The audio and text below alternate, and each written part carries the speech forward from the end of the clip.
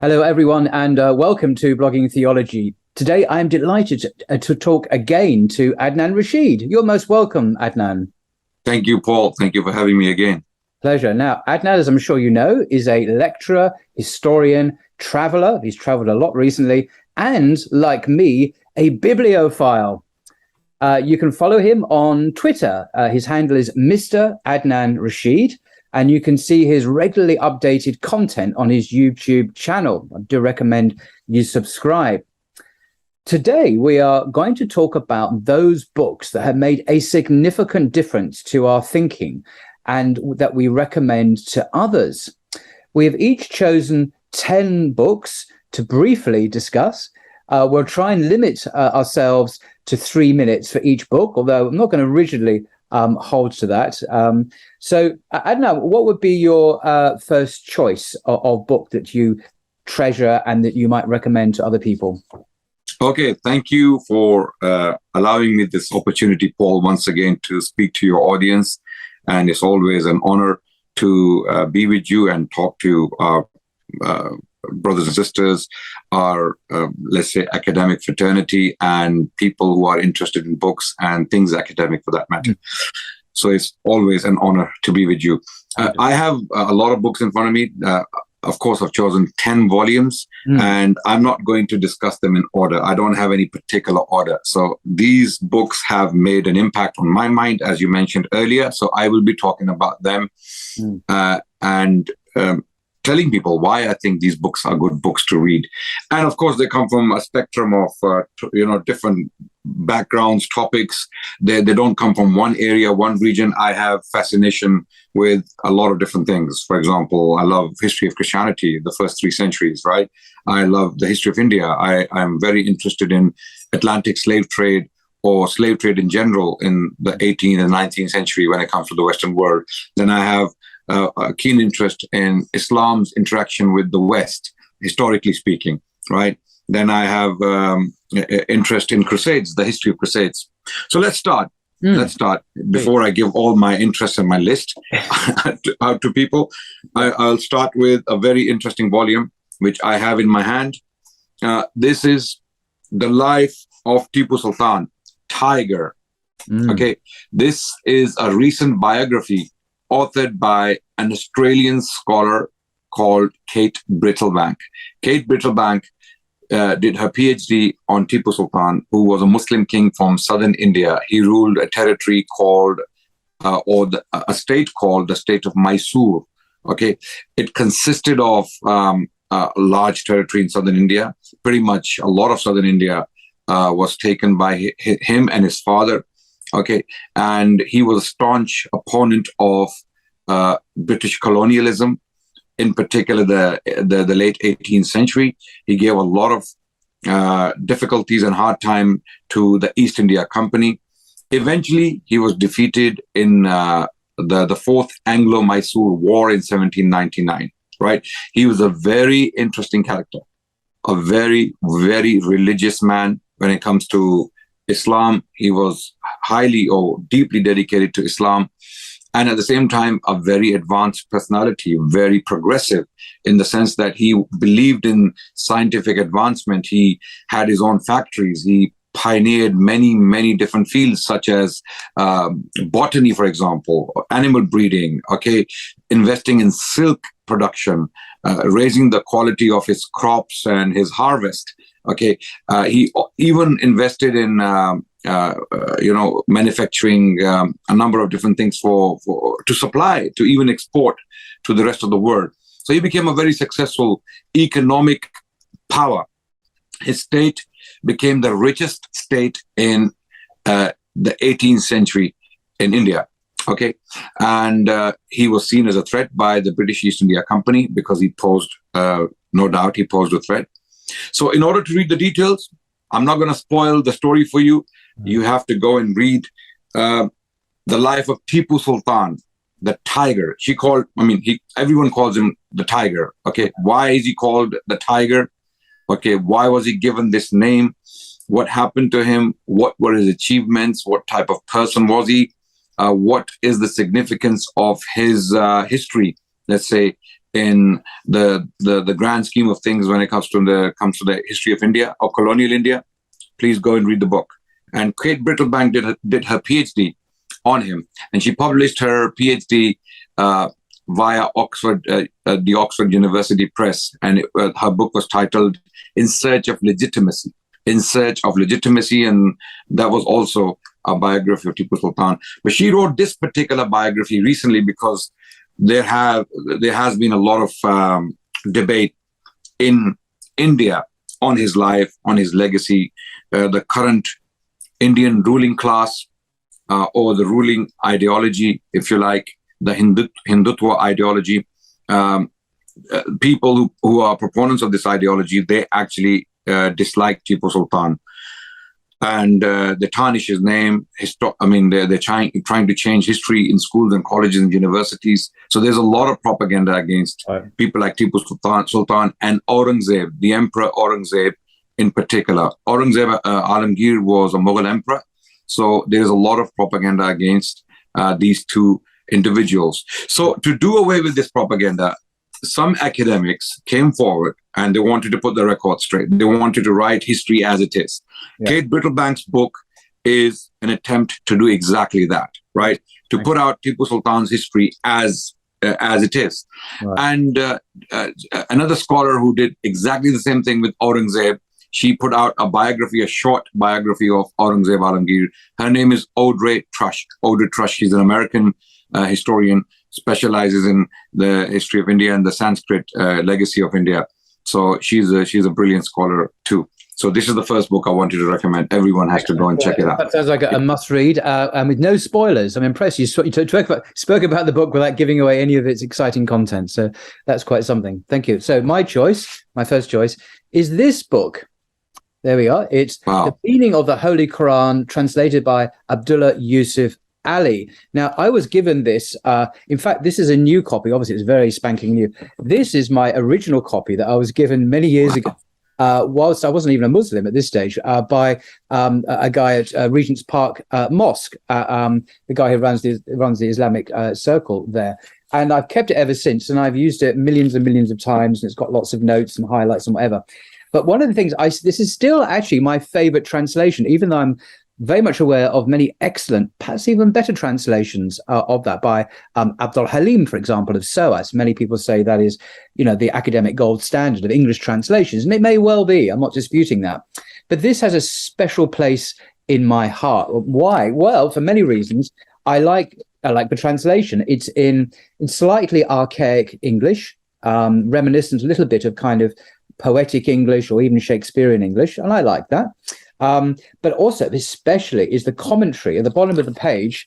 On every page, there are these comments in the commentary by Abdullah Yusuf himself, and I treasure those above all. And I just want, and occasionally, which really is a unique feature, I think, he quotes some poets, Western writers. He quotes some Shakespeare or Dante or Henry Longfellow, the American 19th century poet, to illuminate or illustrate his point. So he's interacting with the Western tradition, as well as bringing to the West his deeply learned Islamic understanding of tafsir and the Quran. So for me, this has never been rivaled ever, actually. So I just wanted to share with you just a couple of verses. Obviously, of his English translation and his comments, which illustrate just this point. So my first is two verses. One verse, Surah 3, verse 185. As I say, I love the English translation and I love his comments. So 185 reads as follows in this translation: Every soul shall have a taste of death, and only on the day of judgment shall you be paid your full recompense. Only he who is saved far from the fire and admitted to the garden will have attained the object of life. For the life of this world is but goods and chattels of deception. Like that, goods and chattels of deception. It's great English. And then a note to this, he actually quotes from the American poet Henry Longfellow from his Psalm of Life. Quote, all this world's a fleeting show, for man's illusion given, And then he comments, the only reality will be when we have attained our final goal.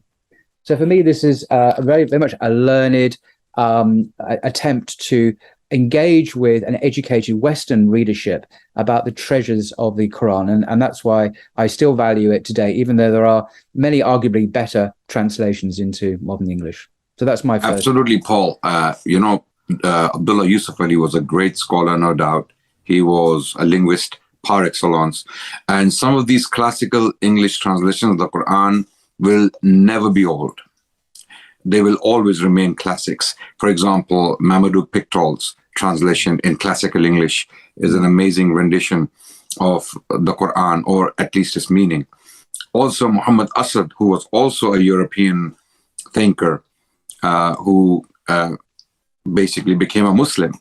He was an Austro-Hungarian Jew who later on accepted Islam and did a lot of good work for Islamic theology, including a translation of the Quran. So these few translations will never go old. They will always remain classics and great. The scandal at the end of his life is that he was discovered by a policeman in Westminster, where I am now, one day as an old man, clearly not well, disorientated. And that's Abdullah Yusuf Ali, right? So Yusuf himself was discovered penniless on the street. He'd passed out or was very, very sick. The Pakistani High Commissioner said on hearing of his death that this is an absolute scandal, that such a great, great man should die in such circumstances, in such poverty, unrecognized for who he was, because he lived in London at that time. So the end of his life was very tragic, very sad, but his legacy endures, and we still benefit from it today, as you say. Absolutely. Even though he is virtually unknown otherwise, apart from his translation of the Quran, his activities, his life otherwise is very unknown to general people. But he has left behind such a huge mark on Islamic theology, in particular for the English-speaking world. It will never be forgotten. And Allah tells us in the Quran that your good deeds will never be wasted. They will never be wasted, even though you may have done them in secret or in private. These are your token contributions to the greater, let's say, legacy of Islam, but it won't be wasted. And it all depends on your sincerity. And I believe he was a very sincere man. He did this translation out of his love for the Quran and Islam, and Allah kept it alive.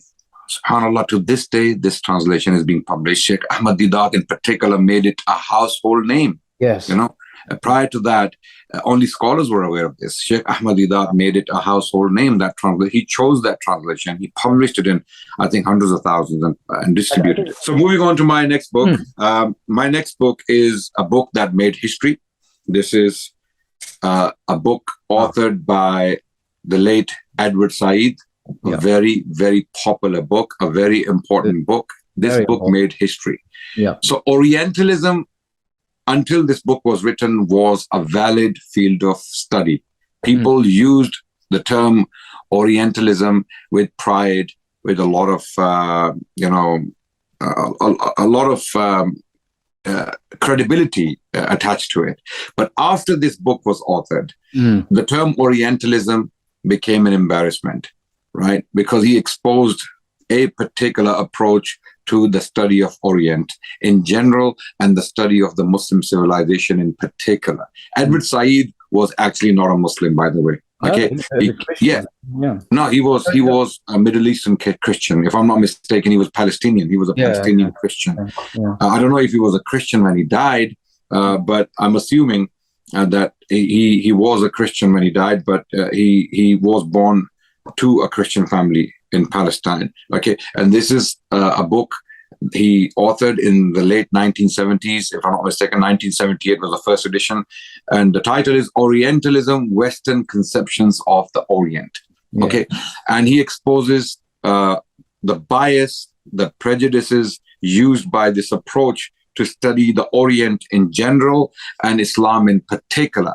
So he starts with studying some 19th century works, for example, 19th century names. And then those approaches, those biases and prejudices were carried into the 20th century by some scholars who inherited the legacy of Orientalism from the 19th century and the 18th century scholars, and that approach remained intact. In fact, a lot of modern historians, I believe, still suffer from such prejudices and such approaches without pronouncing it, right? But Edward Said, his book, kind of pulled the rug from the feet of these institutions and scholars who were using tools pioneered by Orientalists in the 18th and the 19th century. Okay, so again, to read the details and how fascinating this book is, it is very detailed, very thorough, very, very powerful treatment of the topic. It is so important, this book is so important that it changed the history of this particular field of study. Okay, it changed the approach altogether. Scholars had to rethink as to how they approach the Orient in general and Islam or the Muslim civilization in particular, right? So it is a very powerful book. I'm not going to give you the details, every nitty-gritty of the book, but you have to go and study the book. It is a must read for anyone interested in the history of Islam and the West, or how Islam was perceived by Western scholarship in the 18th, the 19th, and the 20th century. It's a very, very good treatment of that topic. Over to you. I completely agree. And in fact, there are a number of YouTube videos where he was filmed in the 80s. I think he died in the 90s, but he's no longer with us. But where he discusses his work in interviews, and that also is very beneficial if you want a YouTube account of that. Thank you. That's a very good recommendation. My next recommendation is this book, which I read from on YouTube quite often. Muhammad, His Life Based on the Earliest Sources by Martin Lings, who was a British writer, a convert to Islam. He worked at the British Library. He was an expert in manuscripts and so on. And he has written what many people consider to be the finest biography of the Prophet, upon whom be peace, in the English language. He was a master of English. In fact, he lectured in Shakespeare, I think, in the University of Cairo for some time. So you can see where the influence is there. And I just wanted to read just one paragraph from one of the last chapters of the book, just to give you a flavor of how he writes. Now, if you want a beautifully written account, possibly, I mean, this as a biography stands as one of the great biographies in the English language of any person, I would argue, let alone of the subject matter he discusses. It is truly a work of art, a literary art, I think. So in one of the last chapters entitled The Choice, he writes as follows: "The Prophet continually spoke of paradise, and when he did so, it was as a man who sees what he describes. This impression was confirmed by many other signs, as, for example, when he once stretched out his hand as if to take something and then drew it back. He said nothing, but some of those who were with him noticed his action and questioned him about it. 'I saw paradise,' he said, 'and I reached out for a cluster of its grapes. Had I taken it, ye would have eaten of it as long as the world endureth.' They had grown accustomed to thinking of him as one who is already, in a sense, in the hereafter.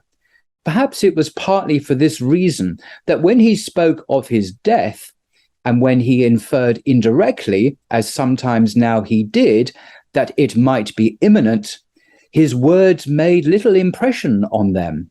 Moreover, despite his 63 years, he still had the stature and grace of a much younger man.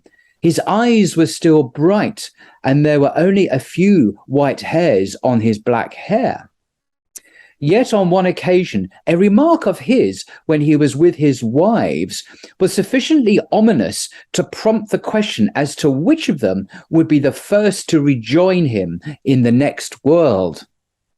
He replied, 'She of the longest reach will be the soonest of you to join me.' Whereupon they set about measuring their arms one against another. Presumably, though it is not recorded, Sauda was the winner of this contest, for she was the tallest of them, and in general the largest. Zainab, on the other hand, was a small woman with an arm to match. But it was Zainab who died first of them all, some 10 years later. Only then did they realize that by she of the longest reach, the prophet had meant the most giving. For Zainab was exceedingly generous, like her predecessor of the same name, who had been called the mother of the poor. Wow. I mean, it just goes on and on. It's a marvelous biography. So I certainly recommend that for everyone to read. Absolutely, absolutely. And what a scholar he was. This is an absolutely amazing book, very, very much readable.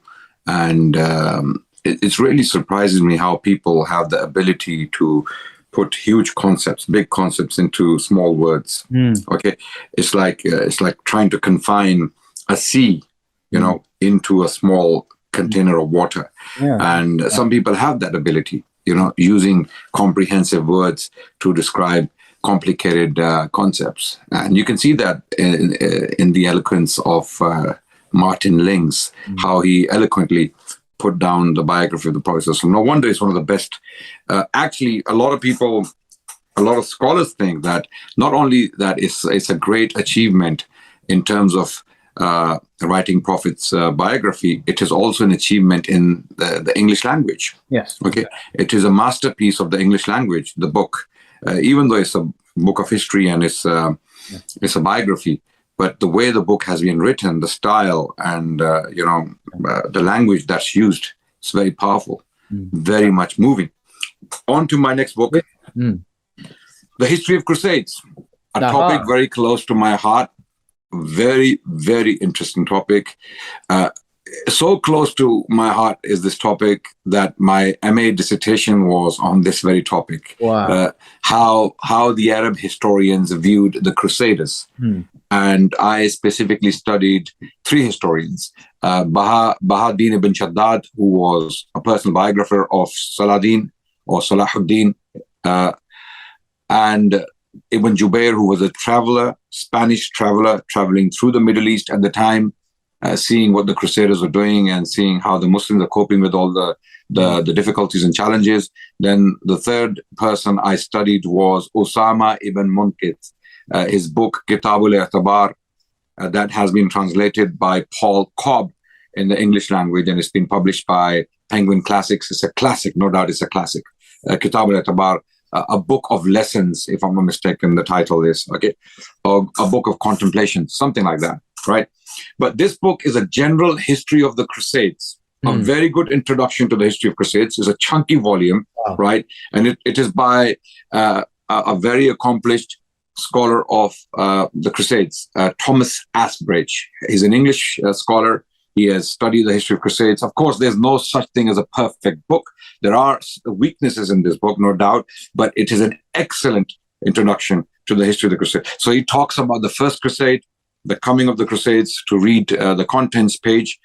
He talks about the origins of the Crusades, what caused the Crusades, what drove the Europeans to suddenly wake up and start making their way towards the Middle East. He talks about the social causes as well as the catalyst, if you like, Pope Urban II, the speech he delivered in Clermont in 1095. He talks about that. Then he talks about how the Muslims responded to the crusade when the Second Crusade was launched in response to the Muslim response. And I don't want to, again, spoil the history of the Crusades for you, but if you want to read a good introduction to the history of Crusades, this is the book, okay? The Crusades.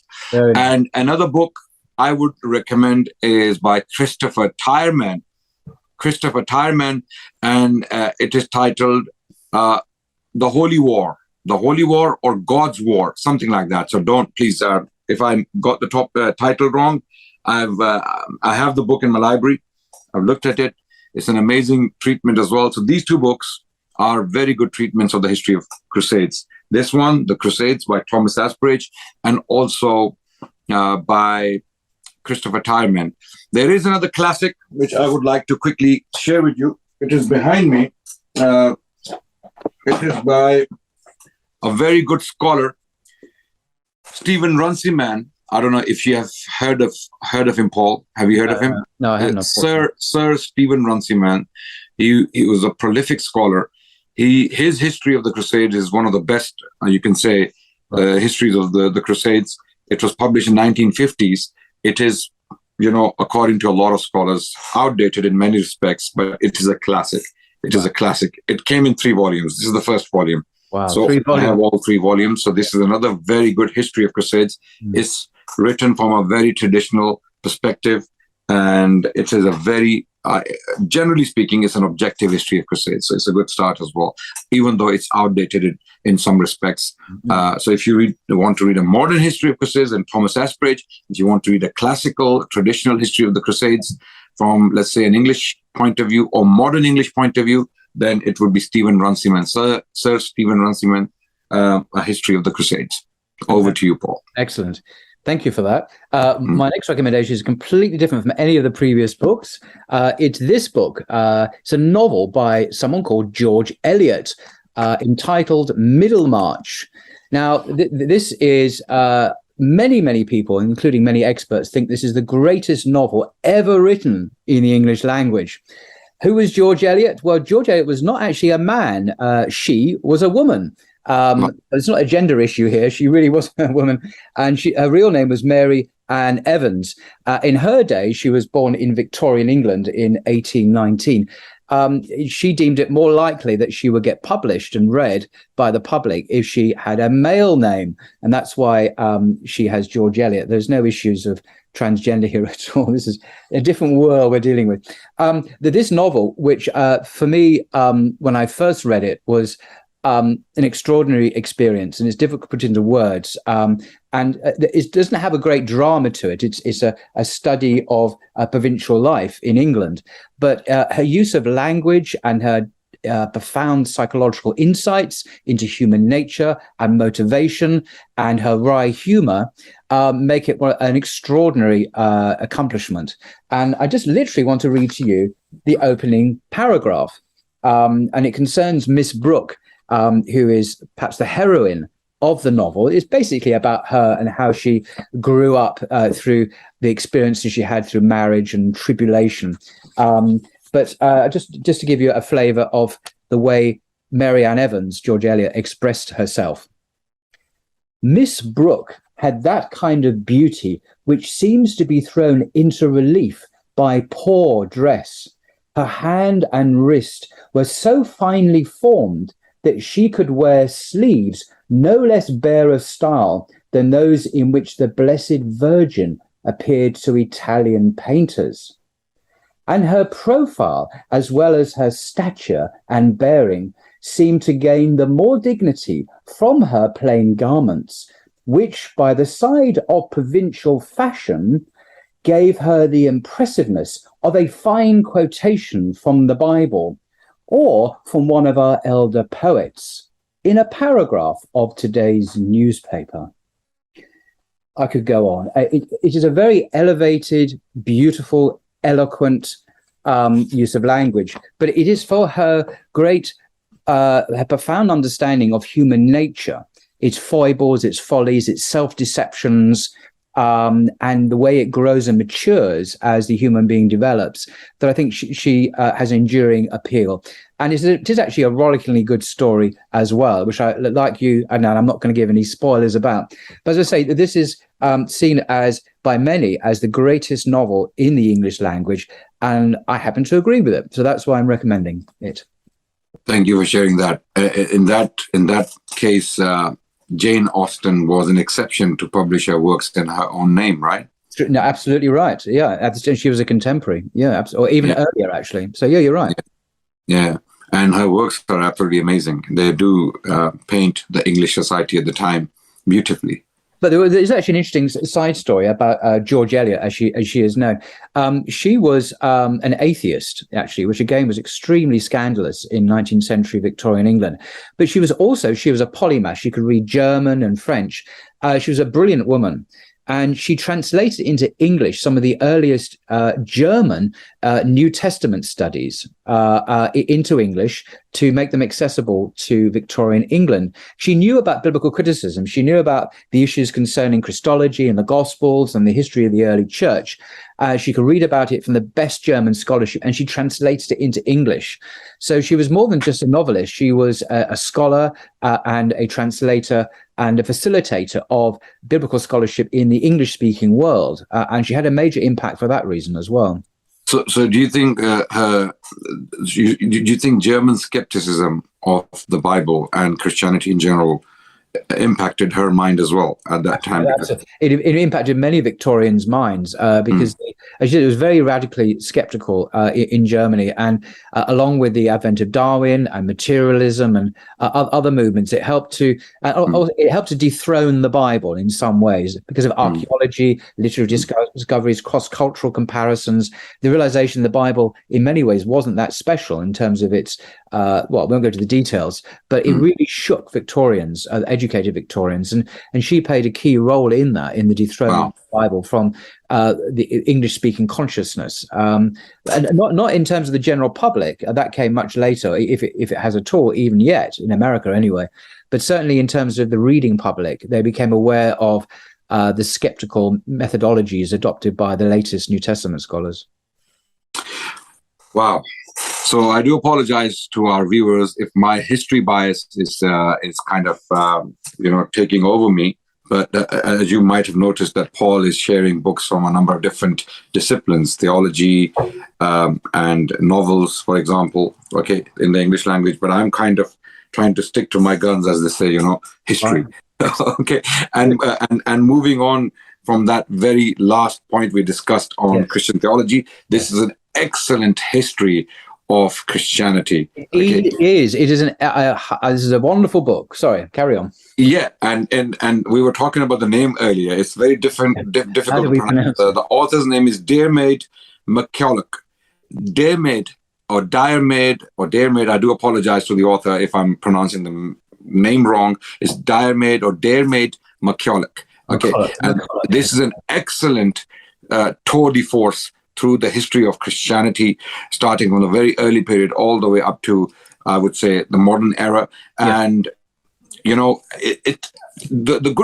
good thing about this book is that it is very, very academic in its approach. And for that reason, it may be difficult for people who are not aware of Christian theology, Christian terminology before reading this book. So it might be a tough reading for those people, but don't give up. Continue reading because it's a very powerful treatment of the topic. Okay, it's not easy to read. I mean, I will make it very clear. We were discussing this earlier. He's an Oxford scholar. He has a style of writing, so he's not as readable as maybe other historians. But this book, for those who are interested in the history of Christianity, is a must. So even if you have to read it twice, go ahead, do it. It is a tour de force through the history of Christianity. In one volume, you can find the history of Christianity from the very early period to the modern age. Yeah, what's interesting about it, he's a professor of ecclesiastical history at Oxford, and he's ordained clergyman himself. But like many Anglican scholars, he's fiercely objective and independent of his own confessional biases. So in the sense that he's writing good history rather than apologetics. I certainly would agree with you, Adnan. This is an outstanding book by an outstanding author. And there are easier reads than that, but it's definitely worth investing in, I think. Absolutely. Good. Continuing my theme of different kinds of literature, this book is one of my favorites. It's called The Oxford Book of English Verse. Now, this actually has a really nice cover, but I've used this book so much, the cover wore away. So it's now just got this black cover. Now, this contains poems in English from the 13th century in England up to the 20th century, actually, not the 21st, which has been chosen by a Professor Ricks, who's a professor in Boston, Christopher Ricks. And it contains about 830 poems. Now, several years ago, I decided in a moment of madness to actually read every single poem in this volume, one poem a day. And I accomplished that a year or so ago. After 830 days, I read 830 poems. Wow. And the reason I chose to do this was because, otherwise I would like to cherry pick. I'd read the poems I liked and I ignore the others. But I wanted to force myself, so to speak, to go through in a rigorous way every single top poem in the Western tradition, in the Western canon, to really acquaint myself, whether or not I liked the poem or not initially. And the earlier poems were the most difficult ones because in 13th century English is not like modern English. But do you know what I found when I tapped in the names of the poems on YouTube? Virtually all the poems have been discussed or recited or read on YouTube videos. So that was a fantastic aid to my comprehension.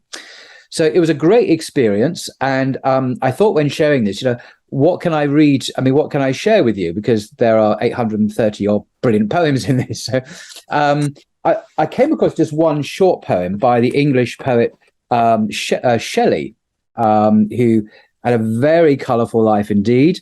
Died in Greece fighting whatever, and notorious, scandalous individual in his time. He was in the 18th century. But he wrote an extraordinary poem, which is still very popular today. It is very popular today, which has almost a Quranic kind of feel to it. It's entitled Ozymandias. Strange word, Ozymandias. It's actually a made-up word. But I'll just read the poem, and hopefully I can do it a little bit of justice, probably not. And then I'll just give a very brief reflection on why I think it's such a powerful story even today.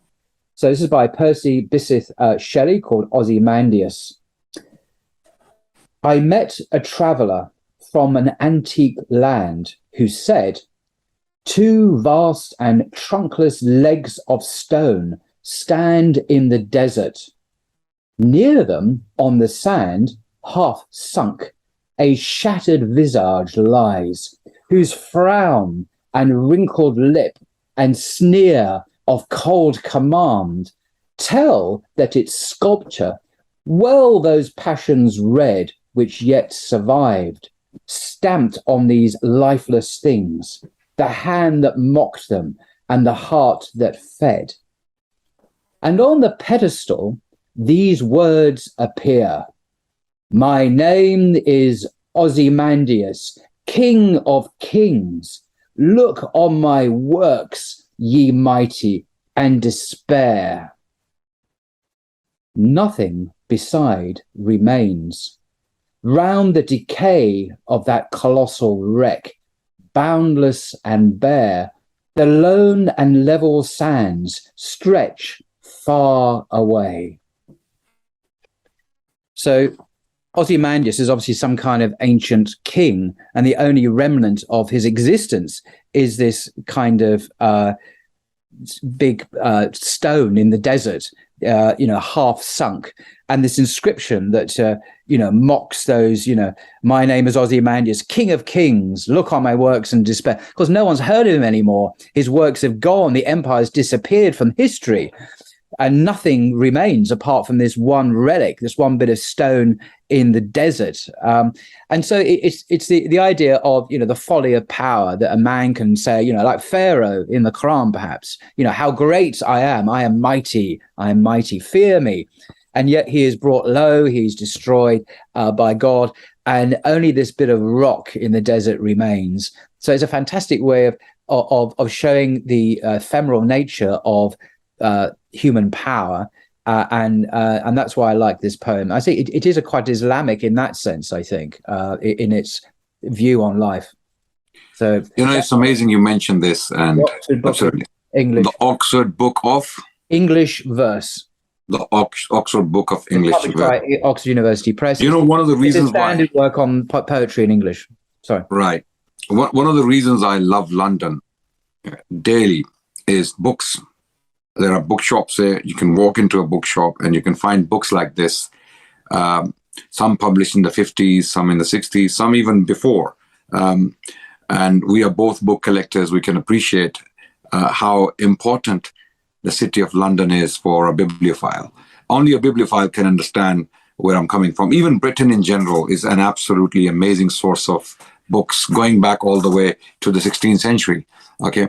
And, I believe you read from Shirley. I believe English poetry flourished, starting from, of course, Shakespeare was the epitome of English poetry, no doubt about that. And even he was inspired by earlier poets. But in the 17th century, the 18th, and the 19th century, I think these 3 centuries in particular produced some of the best English poets. Tell me about it. Absolutely. Yeah. And when you read these poets, it really takes you away from this world. It's absolutely amazing, some of the poetry. We of course, we don't have time to read all their poetry in one sitting, but I would strongly advise people to look into the poetry of the English poets in particular, from the 17th to the 18th to the 19th century. These 3 centuries absolutely produced some amazing thinkers. And the reason why in these 3 centuries, because a lot was happening, there was a lot happening in these 3 centuries. A lot of things changed in Britain in this period, right? Englishmen started to travel around the world. There was a lot of maritime activity in the 17th century. This was the century of the rise of colonialism as well, in the 18th century in particular. So Englishmen traveled around the world. They went, they explored, and they came back with many thoughts and many, many different experiences. Yeah. And that really impacted their way of writing. So the next book is actually 2 books by the same author. I will mention them together. Yes. They are both on different topics, of course. Okay, but they are interrelated, you can say. Okay, William Dalrymple. He's an excellent scholar, excellent author, very readable. In fact, one of the best historians of our age. The reason why I say that is because his books are very readable. You open the book, you start reading. His style of writing is so amazing that you'll get immersed into it. You will be taken in. Okay, people talk about J.K. Rowling and her style of writing, Harry Potter. I can believe them. I haven't read Harry Potter, but I can believe them, why they feel that she's an absolutely amazing author, because she just takes you in, right? She just pulls you into the book. William Dalrymple is a historian, and I think he has written other books on other genres as well. But I will talk about history in particular. This book is on the rise of the East India Company as a colonial power in the 18th century. And the book is titled Anarchy. And rightly so. It is titled Anarchy because the 18th century was the century of anarchy in India. After the decline of the Mughal Empire, the last strong Mughal emperor, already mentioned in this feed, Aurangzeb Alamgir, died in 1707. And after his death, the Mughals could not hold on to power for much longer. Within the next 50 years, the Mughal Empire was already on its knees. Why is that the case? You will have to go and check it out in the books of history. And of course, if I start describing history, it's going to turn into a lecture. So this book is basically describing or telling the story of the East India Company, a European trading enterprise, in particular British trading enterprise, launched in India, of course, with the intentions of trade. But later on, it became an imperial power, a colonial power. How that happened, how were the British men able to travel to India, in particular Calcutta, the city of Calcutta and current Bengal? How were they able to establish their factories and run successful business, and later on even create an empire within India, is all described in this book. And it's a very negative history, by the way. Let me explain. I mean, he's not making things up. He's telling history as it is. But it is a very disturbing read how a lot of unfortunate things happened in this century. There's one book actually I want to read and get. Actually, this is the beginning of the takeover of India by Britain. It didn't start out like that, but it ended up being that over time. Absolutely. And Paul, I strongly recommend this book. It's going to really, really blow your mind away, and you'll think, how can things like this happen? It was a phenomenon, how the East India Company came to power, and what this company, it was a trading company, actually. What really shocks historians and readers is that it was a trading company. It's like Goldman Sachs, let's say, right? Yeah. It's like another big company, or Alibaba or Amazon, let's say, right? Goes and takes Amazon for that matter. Okay, they occupy Brazil, they occupy Peru, and wherever the Amazon, large territory, like a continent. So how a merchant enterprise, how a trading company became an imperial power for almost a century, for 100 years, until 1857, of course, because that's when the Indian Mutiny took place. The Indians mutinied against the company rule because it was so oppressive. And thenceforth, the British government, ruled by, of course, Queen Victoria at the time, took over. They took over the Indian government, and they started to run the government for the Indians, right? But this book is absolutely amazing, okay? And I was so looking forward to this book, when it was basically in the pipeline. It was announced. It was on the author's Twitter handle. And I happened to be in Australia, okay, at that time when the book was released or when it was published. And I bought it immediately from one of the Australian bookshops. So this particular volume came from Australia to my library. The other book I want to very quickly mention is by the same author. This is a biography of the last Mughal emperor, Bahadur Shah Zafar, who was basically, you can say, an honorary ruler. He was not a ruler in the real sense of the word. He didn't have much power. He didn't have much influence in India, but he was like an honorary ruler. He was a ruler in name, as if you like, right? But even then, after the Indian Mutiny happened in 1857, things changed politically, and he was indicted as one of the instigators wrongfully. Unfortunately, he was not involved. And he was indicted wrongfully, unjustly, and he was put on trial. He was exiled to Rangoon, current-day Burma, and he died there in 1862 in very, very difficult circumstances. He was an excellent poet. He was an absolutely amazing poet. One of his verses is, I will read in the Urdu language, and I will translate it. Zafar आदमी उसको ना जानिएगा, हो वो कैसा ही साहिब फहम ज़का, जिसे ऐश में याद खुदा न रही, जिसे तैश में खौफ खुदा न रहा. So I will translate. O Zafar, do not consider such a person a man who does not remember God in basically when he's living a good life, and does not fear God when he's in anger, when he's angry. So in Urdu language, it sounds a lot better than the English translation of mine. But this is the biography of that man, the poet, the philosopher, a mystic, put together. A very, very interesting character.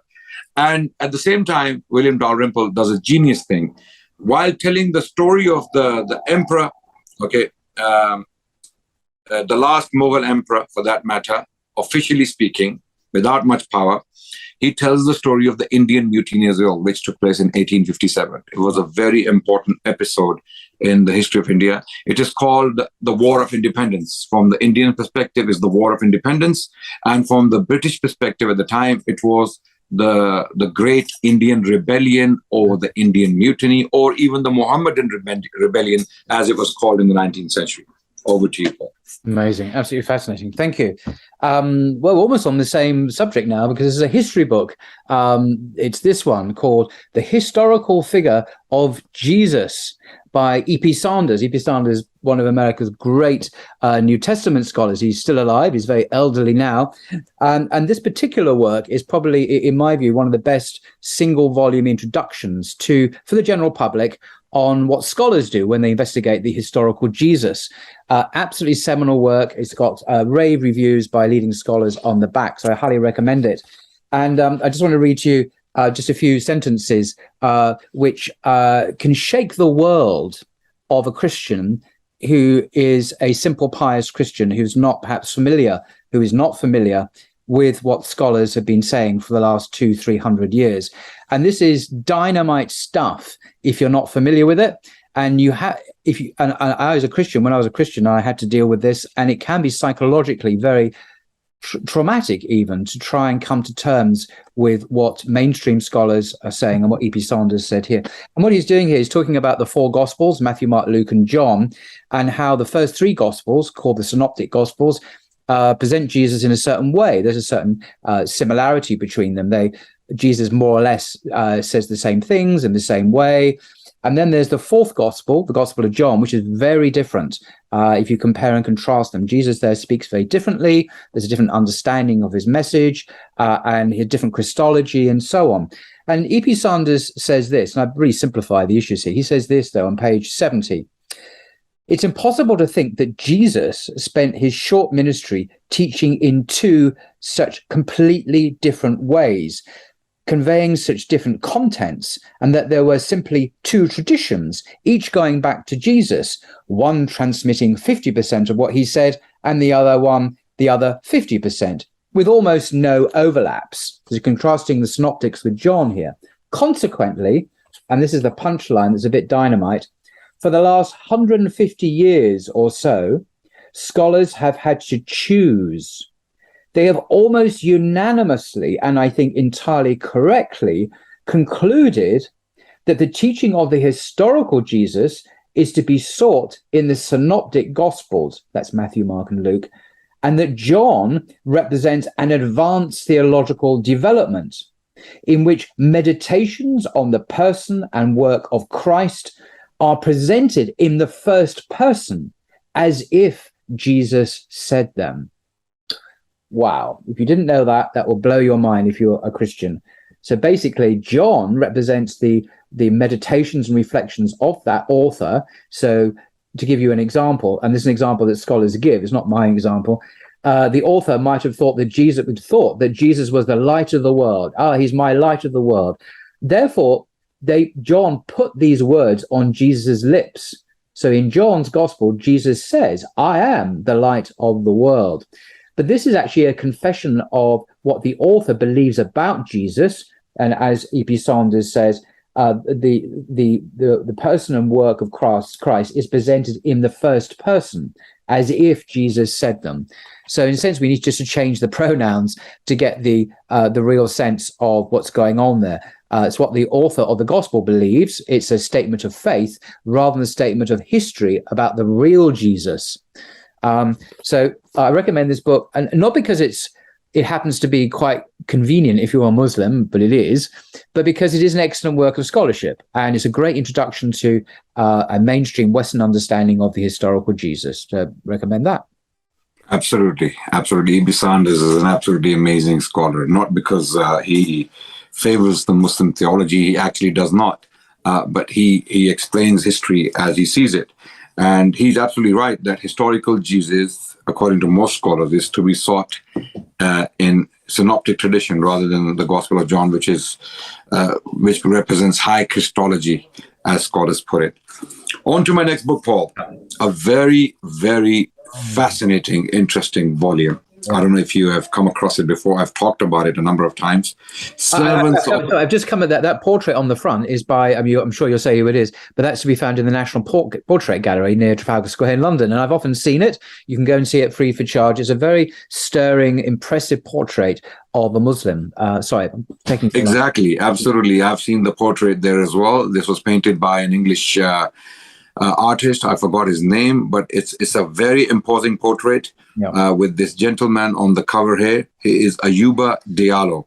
Okay, Job ben Solomon, also known as Job ben Solomon among the English circles at the time in the 18th century, right? His story is also told in this particular book. So this book, titled Servants of Allah, is a collection of biographies of Muslim slaves kidnapped from Western African coasts, taken across the Atlantic Ocean to the Americas and put into slavery, right? And this book tells the story of Muslim slaves in particular. She obviously found, the author is Sylviane Adioff. She is an absolutely amazing author. She's done an amazing job in this book. And she has found many histories of these Muslim men kidnapped from West Africa and brought to the Americas.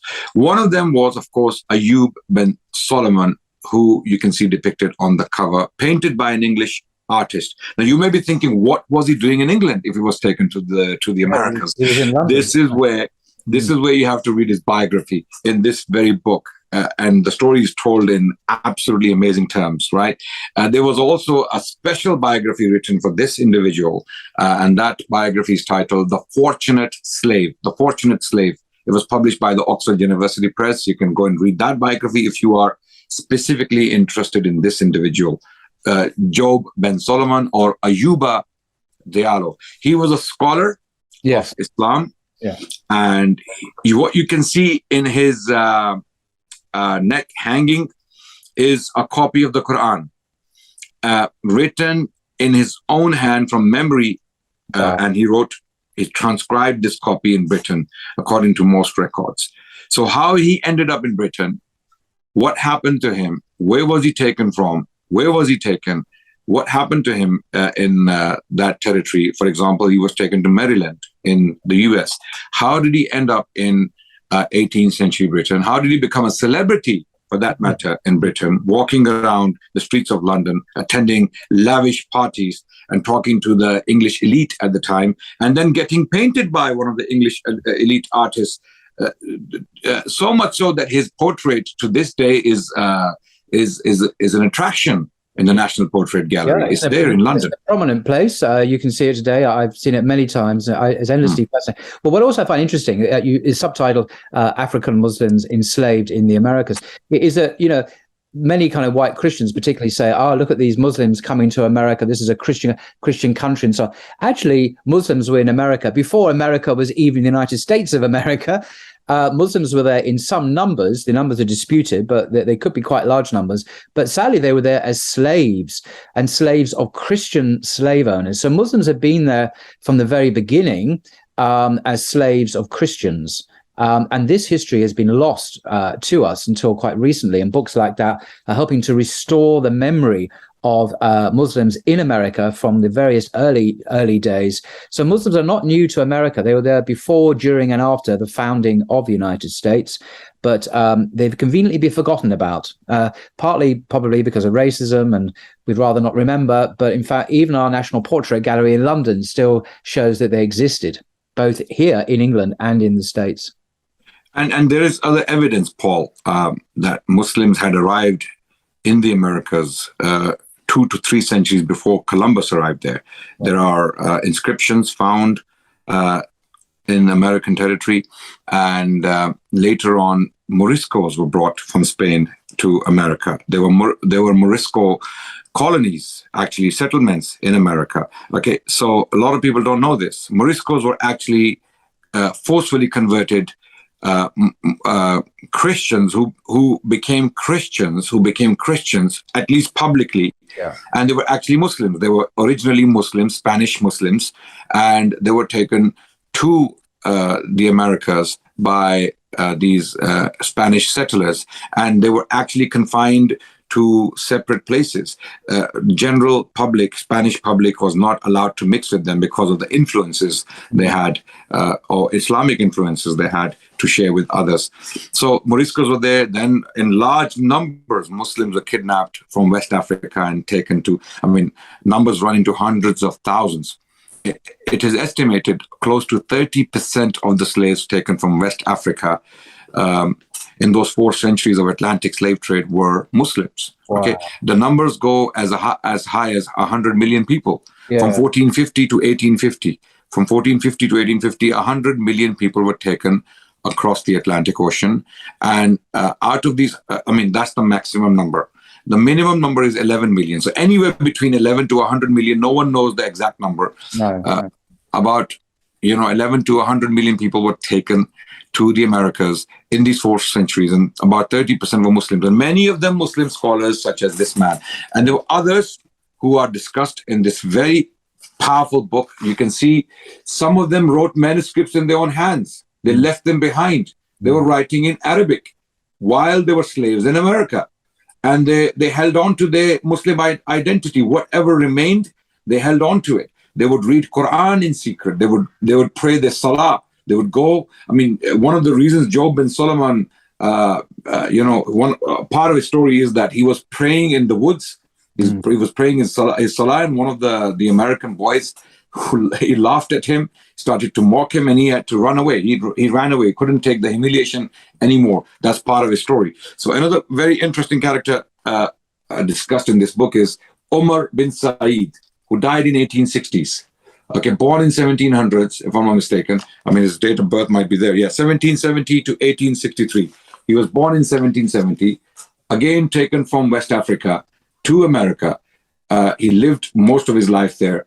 And his story is absolutely fascinating. Okay. It is claimed that he pretended to become a Christian to make his life easier. Okay. And then he was given a Bible. His Bible, his personal Bible, was found. And on that personal Bible, he inscribed the Durood, the praise of the Prophet Muhammad sallallahu alaihi wasallam, to signify, to highlight that he's actually not a Christian. He still believes in Islam, but he's trying to make his life easy in those circumstances. So there are some fascinating stories in this book titled Servants of Allah. You have to read the stories of these Muslim heroes who held on to their identity in some extreme circumstances, very difficult circumstances. In fact, they put their lives in danger trying to hold on to Islam, whatever Islam they understood and remembered. So it's a very powerful book, Servants of Allah. Excellent read, I'm sure. Okay, in a similar vein to this book by E.P. Saunders, The Historical Figure of Jesus, I recommend this book, which is called Forgery and Counterforgery, The Use of Literary Deceit in Early Christian Polemics, by the famous Bart Ehrman, is professor in the States. And this thick volume is over 600 pages, is an academic work. It's not really written for the general public. It's written for other scholars, but I have read every single word of it because it's such an important work. And this again, like the E.P. Saunders book, is really, really subversive and explosive if you're not familiar with New Testament scholarship. This is mainstream work. If you're a simple pious Christian and you trust the New Testament, this book will, I think, challenge your faith deeply. And I don't say that with any relish. It's just a fact. This is the nature of the work. So what does this book actually highlight, Paul? What does it? Exactly. So I'm coming to that. There's actually a very good paragraph on the back cover by Elizabeth Clark, a professor at Duke University. She sums up beautifully what it's about. She says, examining over 50 examples of early Christian forgery and their polemical contexts, Ehrman uncovers the varied motives that prompted ancient Christian authors intentionally to deceive their readers. The sheer magnitude of early Christian forgery startles the modern reader. Ehrman demolishes the claim, and this is academically actually why this book is so important. Ehrman demolishes the claim that forgery was an acceptable literary practice in Greco-Roman antiquity, as well as scholars' attempts to explain away its prevalence in early Christianity. Ehrman's remarkable and comprehensive account of a misunderstood practice is unparalleled in English language scholarship. Now, I'll just mention in a second the books that Ehrman concludes are forgeries. In fact, I'll mention it now. So these are New Testament books, and these are the books that he deems to be forgeries. The book of Acts, Paul's letters to the Ephesians, Colossians, 2 Thessalonians, 1 Timothy, 2 Timothy, Titus, Hebrews, James, 1 Peter, 2 Peter, 1 John, and Jude. These are all seen as forgeries. What is remarkable about this book is because if you look at standard Christian introductions to the books I've just listed, it's well known that these books are not by the authors they claim to be. So, for example, 1 Peter or 2 Peter claim to be letters by the Apostle Peter. Now, the scholarly consensus is they're not. That's called pseudepigrapha. But the excuse given is that, it doesn't really matter because it wasn't forgery in the bad moral sense that we would say today. This was an accepted ancient literary convention. So let's not get too het up about this. What Bart Ehrman does in his extraordinary work is to show that this is a complete fiction. There is no evidence in the ancient people, the ancient church, ever thought that this was an acceptable practice. On the contrary, forged letters or letters in the name of someone else, a famous apostle, by in that name, but actually written by someone else, that was condemned in the early church. And there's a famous story which Bart Ehrman recounts of Paul's third letter to the Corinthians. If you look in the Bible, there's 1 Corinthians and 2 Corinthians. There's a third letter of the Corinthians. In the 3rd and 4th century, there was a deacon who was actually creating the third letter. Now, we know this because he was discovered by his bishop, who got very, very upset and said, why are you writing this letter by Paul? You're just creating it there. And he said in his defense, I do it out of love for Paul. I do it out of love for Paul. That was his excuse. But it was a forgery. When it was discovered, it was exposed and condemned. And that was the standard response. So if the church had known later on that the letters are attributed to Paul, like Colossians and Ephesians, or to Peter, like 1 and 2 Peter, or Jude, like Jude, or John, like 1 and 2 John, were actually forged, it would not have accepted them, and they would not be in our Bibles. So the bad news, I'm afraid, is, and we have this problem in Islam to the extent that there are forged hadith, and this has been accepted and recognized right from the beginning and dealt with very competently and in a scholarly way from the beginning, and they have been rejected and classified as fakes. But Christians haven't really done that with the Bible even now. And so we have forgeries in the Bible, which are well known to be forgery by scholars, most of whom are Christians, but most Christians have no idea. So this, if you want, I say this is an academic work. It's not easy. It's written for academics, but it's really worth reading if you want all the massive evidence that not only do these forgeries exist, but they were seen as reprehensible. They were egregious forgeries. They were not accepted in the ancient world. And if they'd known about them, they would have dismissed them and condemned them out of hand. So that's why I recommend that book. It's explosive reading. That's definitely on my list of readings. Actually, one of my priorities now, Paul. Absolutely fascinating. That topic is very close to my heart. I'm completely fascinated by such ideas and such phenomenon.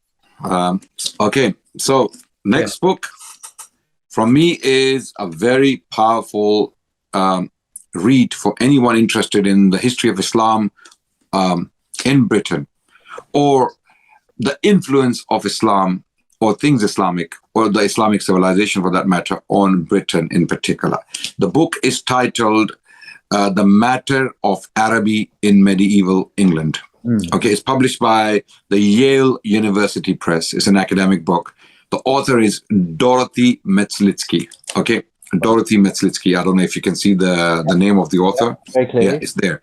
Dorothy Metzlitsky, right? This book basically treats the matter of Araby in medieval England. To highlight the title again, she talks about Arabic scholarship in Britain, in medieval England, how Englishmen were traveling to Muslim lands.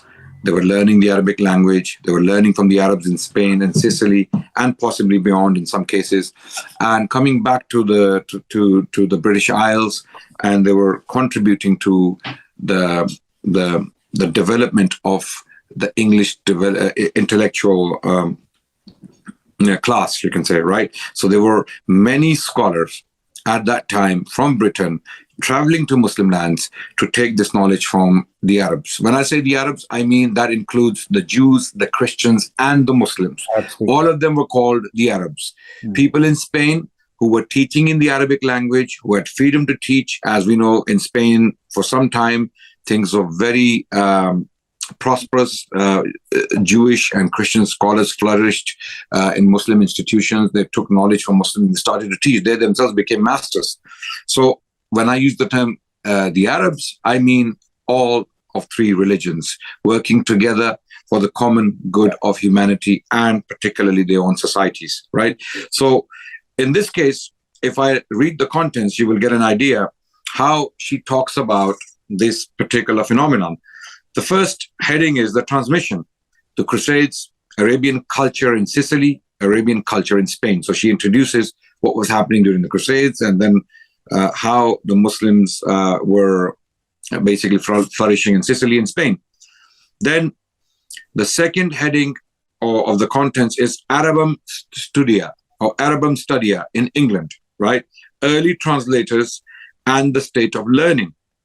Walker of Malvern and Petrus Alfonsi. She talks about these individuals who transmitted this knowledge to Englishmen, such as Adelard of Bath, Robert of Ketton, who actually translated the Quran into Latin from the Arabic language. Okay, there is a specific book on that particular topic if you want to study that particular phenomenon, the translation of the Quran from the Arabic to the Latin language. And the book is titled Reading the Quran in Latin Christendom.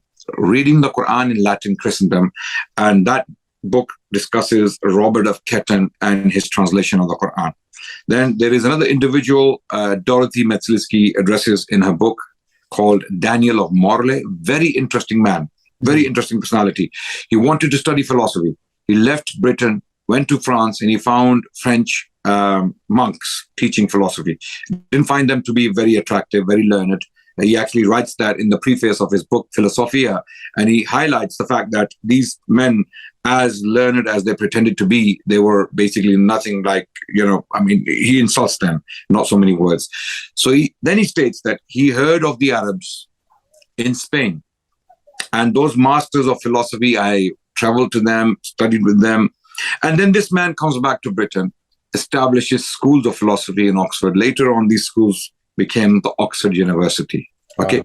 Daniel of Morlaix, she talks about. Then Roger of Hereford. Okay. Alfred the Englishman. And Roger Bacon. Okay. Roger Bacon is a very famous English philosopher, of course, from the Middle Ages, was an Arabist. He knew the Arabic language, living in Britain, in England, in the 13th century, if I'm not mistaken. Michael Scott was another very interesting character alive at the time. So Dorothy Metzlisky is talking about these specific examples of Englishmen traveling to Muslim lands during the Middle Ages, in the 11th, the 12th, and the 13th century, and taking knowledge from the Muslim. Then the third heading is Doctrina Arabum in England. Okay, the introduction of Aristotle. She explains how Aristotle and his writings were introduced to Britain or to English scholarship at that time through Arabic translations and commentaries. Then Adelard's work questions it's in Latin, so my Latin language, I don't know the Latin language, but it's a book she mentions, natural questions, basically, natural questions. Then she talks about Arabic science in the 4th chapter in the English literature of the Middle Ages. So there is a part 2 as well, the literary heritage Arabian source books, okay, in Britain, history and romance, and there are other topics she discusses. So it's a very powerful treatment of the Arabic literature and the Arabic philosophy and the Arabic works, for that matter. Anything written in Arabic, produced in Arabic in Spain and Sicily was very much valuable for English scholars who traveled to these lands and took this knowledge from the Muslims and Jews and Christians, came back to Britain and taught their countrymen about these sciences. So she addresses that very history in this very powerful book, The Matter of Araby in Medieval England, Dorothy Metzlisky. I hope you will enjoy the book. Yeah, must read. It's a must read. Yep. My next book is this classic called Islam and the Destiny of Man by Guy Eaton. Now, Eaton died several years ago. He had been a Muslim 50 years when he sadly passed away. He had a very distinguished career. He was a British diplomat. He was an author of several extraordinary books on Islam. He was a consultant at Regent's Park Mosque, where I know you and I now both go occasionally, and a popular speaker as well. But this particular book is very special for many people, particularly English-speaking people who read it and become Muslims. It resulted in many conversions to Islam. And like Martin Lings, he knew Martin Lings, they were friends. He's an English convert who had an amazing facility with the English language. And I think this is one of the most beautifully written, if not the most beautifully written book in the English language about Islam. And it's a very general introduction for the general public. It talks about obviously the Quran and the Prophet Muhammad, upon whom be peace, and many other subjects as well. And I just want to share with you a couple of paragraphs to give you a flavor of how he writes. And it's a good, I recommend this book even for Muslims, actually, if you want a very refreshing take, a very profound take on faith. It's certainly worth reading. And everyone I know who's read this speaks extremely highly of it. I've not come across anyone except a few ignorant people who say, oh, I don't understand it. You know, obviously these people, their hearts are veiled from its truth. Anyway, on page 73, Guy Eaton writes the following. It's a typical classic Guy Eaton. This classic Guy Eaton. He says, every man and woman is inwardly a city in which there are many factions, one gaining the upper hand today, another tomorrow. The only people in whom this warfare of the factions is appeased are, on the one hand, the saints, those wholly integrated beings who have brought all such contrary forces under the control of the highest principle, and on the other, those who have surrendered entirely to the most powerful and brutal faction in their makeup, and so enjoy an illusion of peace worse than any warfare. Between these two extremes lies a battlefield. The fact that there are many people who live quiet lives of routine, neither looking to the right nor to the left, neither upwards towards the heavens nor downwards into the abyss, is misleading. For there are forces lurking within everyone which may remain dormant so long as no great prize is within reach, or so long as no great danger threatens. When a man turns to religion, these forces are awakened, whether for good or ill, and if for ill, may try to seize hold of it and use it for their own purposes. No ego is more inflated than the one which feeds upon religion and justifies its greed and its fury in religious terms. It can even happen that the inhibitions which restrain murderous impulses in those who live only for this world are released when the opportunity arises to murder in the name of God. Those who seek paradise walk a tightrope over hell. The greater the prize, the greater the risk. But light is light. By its very nature, it shows up things we prefer to keep hidden. It reveals and exposes, as does that judgment to which we must all finally submit. The agnostic has a very curious notion of religion. He's convinced that a man who says, I believe in God, should at once become perfect. If this does not happen, then the believer must be a fraud and a hypocrite. He thinks that adherence to a religion is the end of the road, whereas it is in fact only the beginning of a very long and sometimes very rough road. He looks for consistency in religious people, however aware he may be of the inconsistencies in himself. The fact that we do expect consistency of others and are astonished by their lack of it is sufficient proof of our awareness that the human personality ought to be unified under one command. Perhaps the most difficult of all the requirements of religion is simplicity.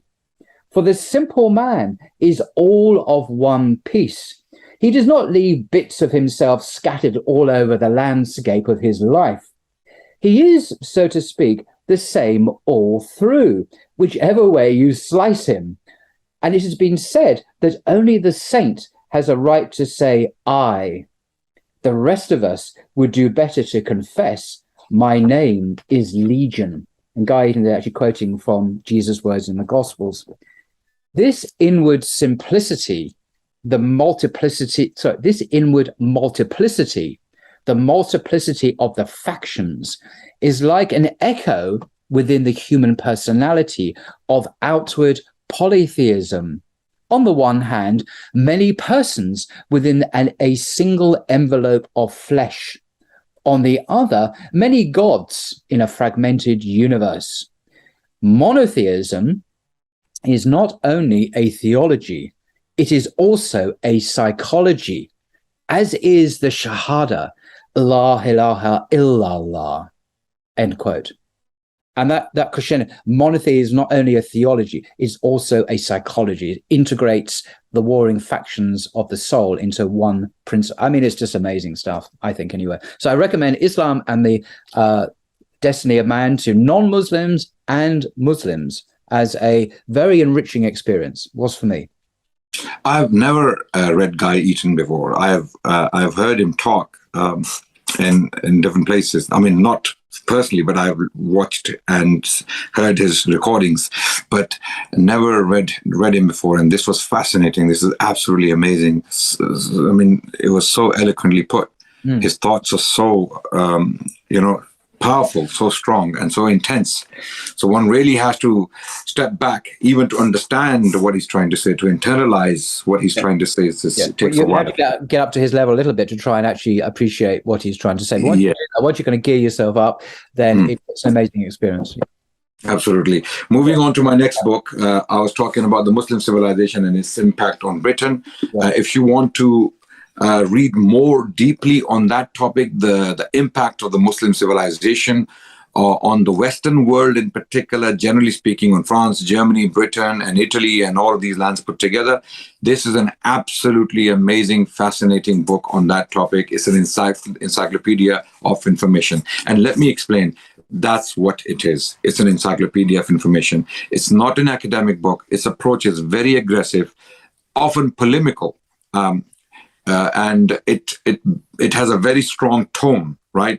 It has been written by an Algerian scholar who wrote this book, who compiled all this information in one volume. It's an encyclopedia of information.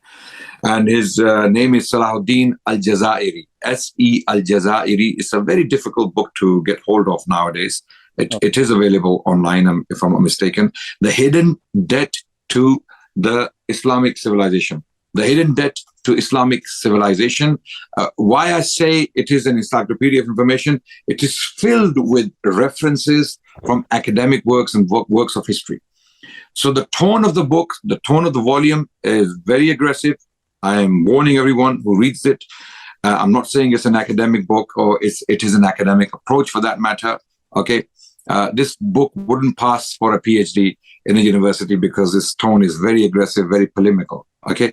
But as far as information is concerned, it is an encyclopedia of information. So you can use it for information, to gain ideas, to gain facts, but not necessarily academic rigor.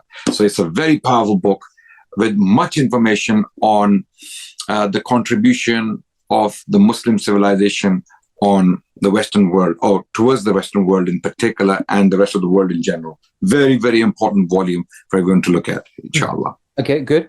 My next book is this one called The Critic of Pure Reason by Immanuel Kant. Now, I didn't know, I wasn't sure whether or not I should recommend this, but I thought at the end of the day, I'm going to recommend it because it's an enormously special book, and it's a remarkable book. Now, Critic of Pure Reason was published in 1787 by the German philosopher Immanuel Kant. He was one of the great Enlightenment thinkers.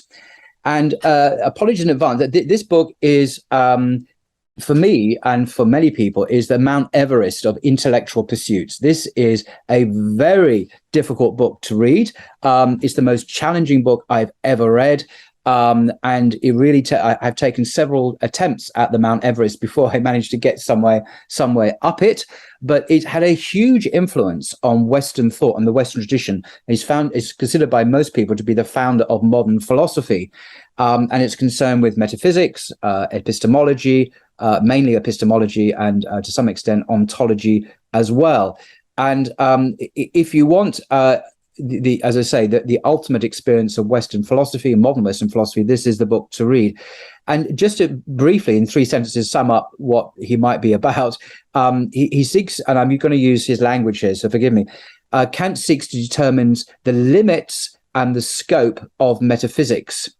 And he explains that by a critique of pure reason, he means a critique of the faculty, this is his words, of the faculty of reason in general, in respect of all knowledge, after which it may strive independently of all experience, he says, and that Kant then aims to reach a decision about the possibility or impossibility of metaphysics.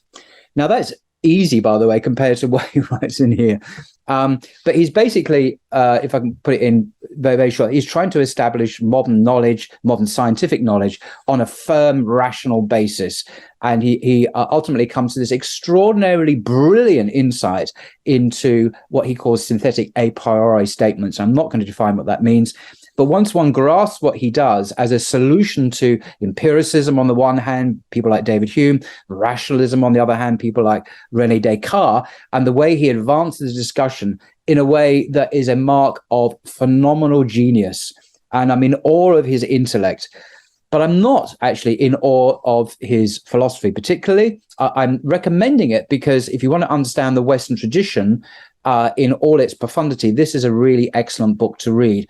Islamically, there are many things one could say about it in criticism, but that's not why I'm recommending it. But as a monument to intellectual life in the West, it is the Mount Everest of books, and on that basis alone, I'm recommending it for the interested reader.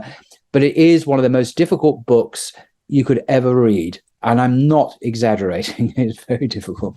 So would you recommend this book over Bertrand Russell's History of Western Philosophy? Oh, God, yeah. No, sorry. Yes, I would. No, but that History of Western Philosophy, which I try to read, it's just a survey of history of the Western philosophy.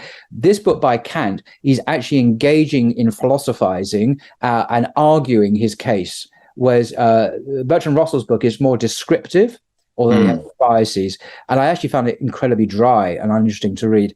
This is a seminal work of history. If you want to understand the modern world or the ideologies that fed into the Western mindset, Kant is an absolutely key figure to understand. You don't have to read this book, by the way. You can read the Wikipedia article on the Critique of Pure Reason.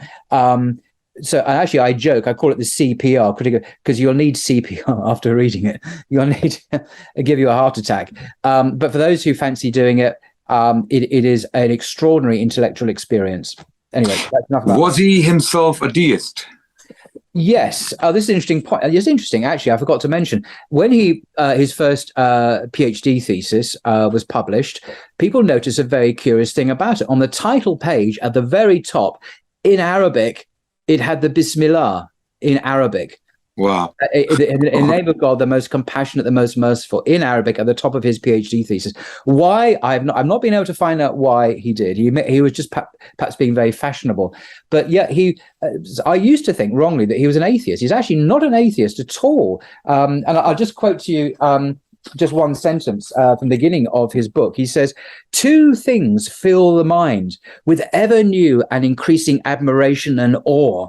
What are these two things? The more often and the more enduringly reflection is preoccupied with them. The starry heavens above and the moral law within me." So for him, the starry heavens above, the creation, and the moral law within him just filled him with amazing reverence and a sense of awe. And for him, indicates the existence of God. But in his book, the CPR, Critique of Pure Reason, he does demolish or critique the five standard arguments that ultimately come from Aristotle that are popular in the West. He critiques them quite ruthlessly. Whether or not he is right in his criticism or justifies another question, of course. Thank you, Paul. Okay, great. Moving on to my next book, which is related to some of the books I've mentioned earlier. Okay, Britain and the Islamic World A fascinating book on Britain's relationship with the Muslim world, historically speaking. And it has been co-authored by two people, Gerald MacLean and Nabil Matar. Nabil Matar is he's a specialist on this topic, Britain and the Islamic world, right? So this book is very powerful, very interesting read, and it's published by the Oxford University Press. It's an academic treatment, okay? And the contents I can read very quickly, so people who may be interested can go and take this book. Introduction, of course. Then the first chapter is Islam and Muslims in English Thought. Then the second chapter is first diplomatic exchanges. Then the third chapter is British factors, governors and diplomats. And the fourth chapter is captives. The fifth chapter is the peoples of the Islamic empires. Number 6 is material culture. And then the conclusion.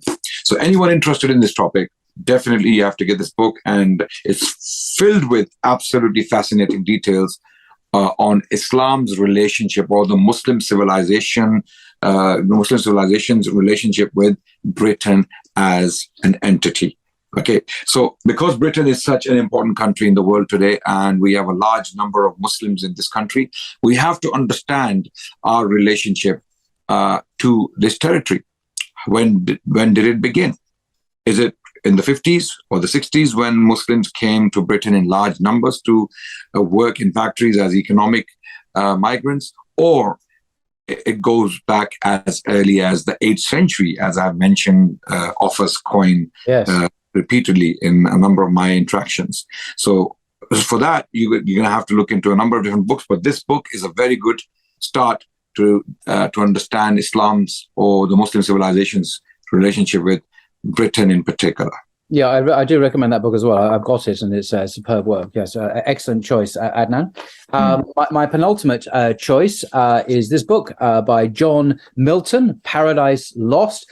Wow. Again, if you want to understand the Western tradition, not just its philosophy or its scriptures, I mentioned the Bar Ehrman book, but its poetry. And this has been hugely influential. It became a classic as soon as it was published. And he was born in 1608 in London, as a Londoner. And this book, Paradise Lost, is basically the retelling the biblical story of Adam and Eve and the fall and the devil and all that, retelling it as an epic poem. And if you like poetry and you want to know particularly about English literature and language, this book is an absolute must read. And I reread it again about a year ago. And it's like pre-modern sci-fi. I mean, it's a bit like Star Wars or Lord of the Rings combined. You know, his epic use of language and imagery is simply astonishing. But I'm just going to read it'll take about 1 minute or less, the opening words, which I love. Whether or not you can understand everything he's saying, you may understand some things, but I just want to give you a flavor of this extraordinary genius, who probably was a Unitarian as well. Almost certainly he didn't believe Jesus was God. And that's not a view that he would have made public, of course, but we can read that from his private writings now. A bit like Isaac Newton, who was a contemporary, actually. So at the beginning of the book, he outlines his poem, what he's going to write. And he says, of man's first disobedience, this is Adam, of man's first disobedience, and the fruit of that forbidden tree, whose mortal taste brought death into the world, and all our woe, with loss of Eden, till one greater man, Jesus, restores us and regain the blissful seat. Sing, heavenly muse, that on the secret top of Oreb or of Sinai didst inspire that shepherd who first taught the chosen seed in the beginning how the heavens and earth rose out of chaos. Or if Sion hill delight thee more, and Siloa's brook that flowed fast by the oracle of God, I thence invoke thy aid to my adventurous song, that no middle flight intends to soar above the Aeonian mount, while it pursues things unattempted yet in prose or rhyme. And chiefly thou, O Spirit, that dost prefer before all temples the upright heart and pure, Instruct me, for thou knowest thou from the first was present, and with mighty wings outspread, dove-like satst brooding on the vast abyss, and madest it pregnant. What in me is dark, illumine. What is low, raise and support, that to the height of this great argument I may assert eternal providence and justify the ways of God to men.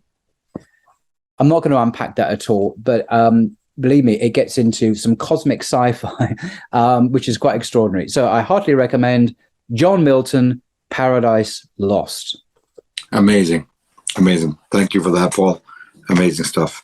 Okay, the last book for me today is a book that made history once again, but it is specifically about the history of India, circumstances of Muslims post-Indian Mutiny. I talked about the Indian Mutiny of 1857, or the War of Independence. And what happened after that was that the entire blame was put upon the Muslims of India. And in light of that blame was written or authored this book, The Indian Mussalmans. Are they bound by conscience to rebel against the Queen? That's the title of the book. What I have in my hand is not the actual original, because the first edition was published in 1871. And if I'm not mistaken, the second was 1872, and the third was 1876. It was a very popular work among British administrators in the 19th century after, of course, the book was published. And then there were many responses written by Muslim intellectuals such as Sayyid Ahmad Khan, one of the founders of the Aligarh University in India, which became the Oxford of Indian Muslims in the 19th century, in the late 19th century for that matter. Okay, so this is a very powerful book. This shows you how the British Raj, the British colonial establishment after the Indian Mutiny of 1857 viewed the Muslims, the Muslim community in general. So it's a fascinating work. It gets into the mind of a British administrator talking about the Muslims and their alleged role in the Great Rebellion. Okay, titled The Indian Mussalmans, Are They Bound by Conscience to Rebel Against the Queen? The author is W.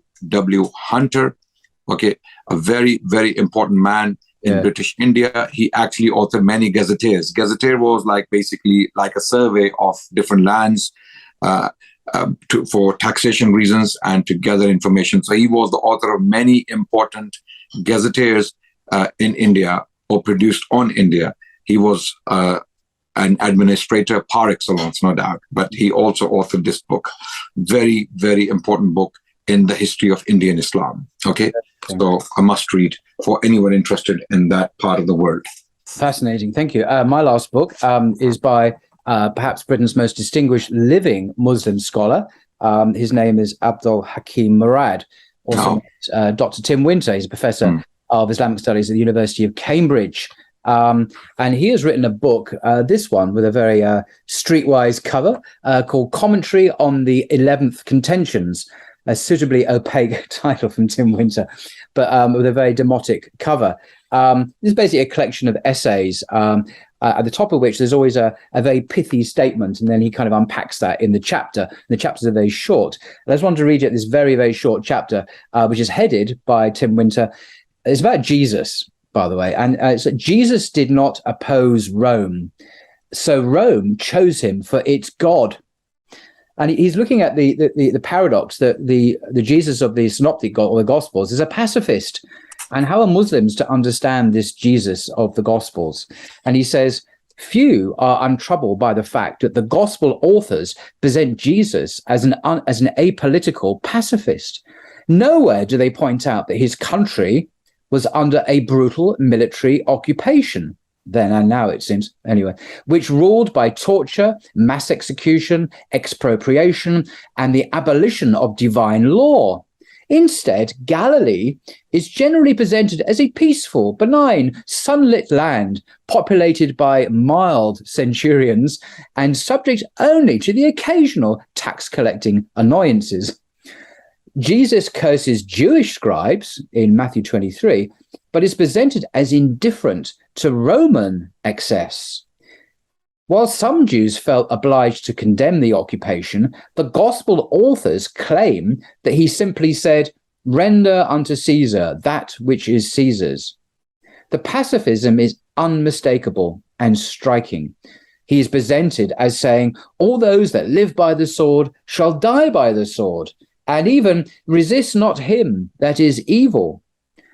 For the first 2 centuries, Christians duly renounced the use of force and refused to serve in armies. This early teaching was then progressively abandoned in favor of theories of just war. And in this, evolved Christianity developed a fiqh, an ethic strongly reminiscent of Islamic equivalents. Very true. Can this be explained? Asked Tim Winter. Were the pacifists hearing him incorrectly? Unearthing the actual beliefs of the historical Jesus, remember E.P. Sanders' book I recommended, unearthing these actual beliefs is famously hard. Albert Schweitzer, the great scholar, thought that those who try simply end up remaking him in their own image. And early Christian biographers certainly had an interest in deleting the memory of any opposition to Rome. But Muslims hold that as a sign of moral perfection, Jesus cannot have been silent about the evils of the Roman occupation, nor could he have taught that pacifism that most churches eventually recognized as unethical. Demonstrating this as historical fact, however, is probably beyond our power. So his answer, basically Jesus wasn't as the Gospels depict him, but would have been a perfect human being, a sinless human being who would have spoken against the injustice of the occupation. But anyway, that's one of many chapters in this astonishing book, Commentary on the 11th Contentions by Abdul Hakim Murad, published by Quilliam Press several years ago. And that is my 10th and final book. Amazing. Thank you for that, Paul. Yeah. And it has been an amazing episode. I mean, I've enjoyed it thoroughly, listening to your recommendations. And of course, I'm used to my books, but some of the things you have mentioned, I'll definitely look into them, especially that Immanuel Kant recommendation, and even Forgeries by Bart Ehrman. You'll enjoy that, Adnan, a lot. There's a lot of meat in that for you to chew over, I must say. Absolutely. I think it's a must for me at the moment, because I'm looking into this topic anyway. Thank you very much, Paul. Again, thank you very much. Well, my pleasure. And likewise, I made notes here. The William is it Dalrymple book? I'm not pronounce it. The one on the anarchy, the origins of the East India Company in India. Yes. Particularly interesting to me and several others as well. So thank you for those extraordinary recommendations. And I do hope viewers will also follow up on some of these books, because reading is a really good thing. I don't mean watching YouTube videos or TikTok or Twitter. I mean reading actual 3-dimensional books is really important for developing ourselves personally, and just enriching and enjoying life more fully, I think. So thank you very much indeed, Adnan Rashid, for coming on this interesting journey, discussing our 10 favorite books. Thank you very much. My pleasure, Paul. Thank you so much. Thank you. Bye-bye.